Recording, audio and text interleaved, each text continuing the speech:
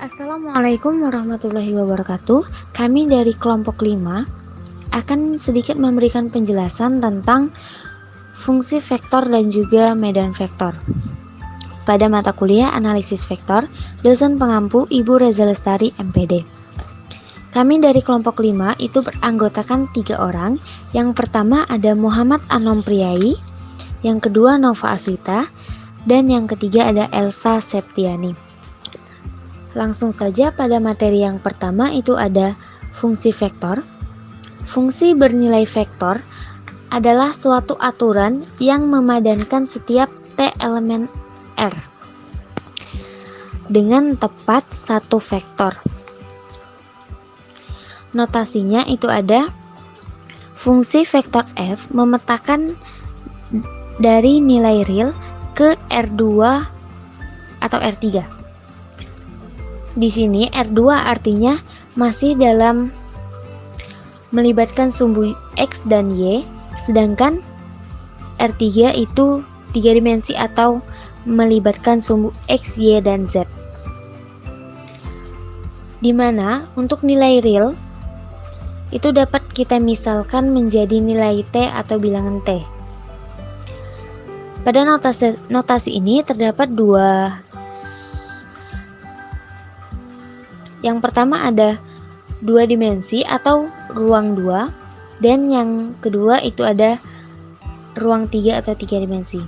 Untuk ruang 2 itu ada Ft vektor I atau dengan sumbu X ditambah Gt vektor J atau sumbu Y. Sedangkan untuk ruang 3 ada Ft vektor I sumbu X ditambah Gt vektor J sumbu Y dan Ht vektor K sumbu Z. Atau kita juga dapat menuliskan fungsi vektor dalam seperti kurung siku. Seperti ini. FTGT itu untuk 2 dimensi dan FTGT-HT untuk 3 dimensi. Dengan F1T, F2T, F3T itu fungsinya bernilai real. Masuk ke contoh daerah asal dan daerah nilai. Di sini terdapat 2 contoh. Itu untuk contoh yang pertama itu untuk 2 dimensi atau ruang 2. Yang kedua untuk ruang 3 atau 3 dimensi. Misal F1T vektor I ditambah F2T vektor J ditambah F3T vektor K. Untuk mencari daerah asalnya atau DF itu nilai T elemen real di mana T adalah domain fungsi dari F1, irisan dengan daerah asal F2 dan irisan daerah asal F3. Selanjutnya daerah hasil atau RF di mana Ft anggota dari R3, hasil T akan dipetakan ke Ft1, Ft2, dan Ft3, yang artinya ini ada di ruang 3. Seperti itu. Langsung ke contoh soal. Tentukan DF atau daerah asalnya. Vektor Ft sama dengan akar T-2 vektor I ditambah T-3 vektor pangkat -1 vektor J. Kita misalkan terlebih dahulu untuk F1T nya ada akar T-2 dan untuk F2T nya ada T-3 pangkat -1. Untuk mencari daerah asal itu DF1 irisan DF2. Kita ketahui tadi F1T nya adalah akar T-2. Kita ketahui bahwa akar itu supaya dia terdefinisi harus lebih besar atau sama dengan 0. Sehingga di sini tidak boleh negatif. Nilai minimum dimasukkan adalah 2. Dan seterusnya. Itu berarti tidak boleh di bawah angka 2. Misalnya 1, 0, min 1 itu tidak boleh.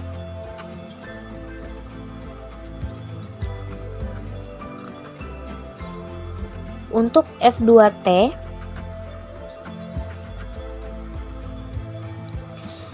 1/T-3 itu kalau pecahan syaratnya penyebut tidak boleh sama dengan 0. Negatif boleh, positif juga boleh, tetapi tidak boleh sama dengan 0. Seperti itu. Jadi diperoleh DF1-nya selang 2 sampai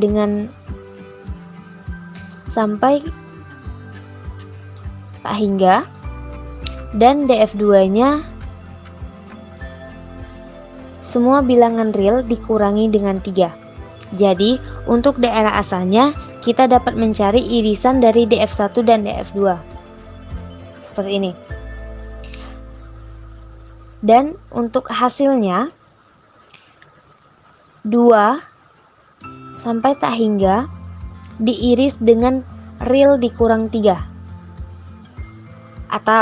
Atau juga bisa seperti ini.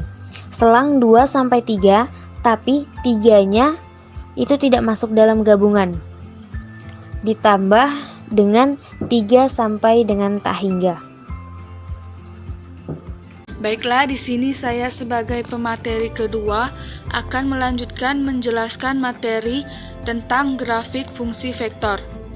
Grafik fungsi bernilai vektor berupa lengkungan atau kurva di ruang 2 dan 3 dengan arah tertentu, di mana dalam menggambar grafik fungsi vektor terdapat 3 cara. Cara yang pertama, tentukan dulu persamaan parameter dari kurva. Cara yang kedua, tentukan persamaan kartesius kurva atau mengeliminasi parameter T dan gambarkan. Cara yang ketiga, tentukan arahnya. Langsung saja kita masuk ke contoh soal, di mana soalnya gambarkan grafik fungsi vektor f vektor T sama dengan 3 cos T vektor I plus 2 sin T vektor J, di mana batasnya itu 0 kurang dari T kurang dari 2V. Dari soal tersebut kan ada cos dan sin merupakan persamaan trigonometri di ruang 2. Jadi kita tentukan dulu persamaan parameternya. X sama dengan 3 cos T dan Y sama dengan 2 sin T. Cara yang kedua kan mengeliminasi parameter T. Dalam persamaan trigonometri kita bisa mengeliminasinya dengan cara dikuadratkan. X per 3 sama dengan cos T dan Y per 2 sama dengan sin T. Itu sama halnya dengan cos kuadrat T dan sin kuadrat T sama dengan 1. Cos kuadrat T itu sama X per 3 cos T. Jadi langsung saja kita masukkan nilai cosnya, yaitu X per 3 kuadrat plus Y per 2 kuadrat sama dengan 1. Dari persamaan tersebut ialah persamaan elips. Cara yang ketiga itu menentukan arahnya. Di situ dari soal tersebut batas arahnya itu dari 0 kurang dari T kurang dari 2V. Jadi cara yang pertama itu vektor 0 sama dengan 3 vektor I ialah 3,0. Yang kedua vektor V per 2 sama dengan 2 vektor J yaitu 0,2. Yang ketiga vektor V sama dengan min 3 vektor I yaitu min 3,0.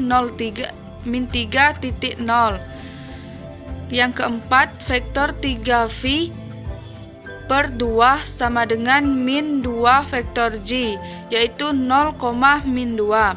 Karena di situ batasnya sampai 2V, jadi yang kelima itu vektor 2V sama dengan 3 vektor I yaitu 3 min 3,0. Jadi dapat kita gambarkan grafiknya, yaitu ada sumbu X dan sumbu Y. Yang pertama itu yang pertama itu 3,0, yaitu X-nya di titik 3 dan 0, Y di titik 0. Yang kedua itu X di titik 0 dan Y di titik 2. Jadi kita dapat arahnya yang pertama itu mengarah ke kiri. Yang ketiga itu di titik min 3 X dan Y-nya di 0. Yang keempat, X-nya di titik 0 dan Y-nya di min 2. Terus yang kelima itu balik lagi ke 3, sumbu X-nya di titik 3 dan Y-nya di titik 0. Jadi kita dapatlah gambarnya itu melingkar seperti persamaan elips. Mungkin itu saja yang dapat saya sampaikan mengenai materi ini. Selanjutnya ada rekan saya yang akan menjelaskan materi medan vektor. Baiklah, saya akan melanjutkan materi dari kelompok kami, yaitu medan vektor. Perhatikan aliran sungai, aliran panas pada wajan yang kita rasakan atau lihat sehari-hari dapat dipandang sebagai kumpulan tak hingga banyaknya vektor yang disebut medan vektor. Medan vektor adalah sebuah fungsi atau medan yang memiliki besar dan arah dalam ruang. Secara matematis, medan vektor adalah fungsi bernilai vektor f yang berkaitan dengan tiap titik P di ruang dimensi n suatu vektor V. Contohnya, medan gravitasi, kecepatan, medan listrik, gaya, dan lain-lain.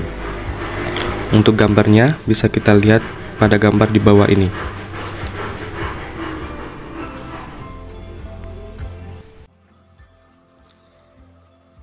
Itulah yang dapat kami sampaikan atau kami jelaskan. Kami akhiri. Wassalamualaikum warahmatullahi wabarakatuh.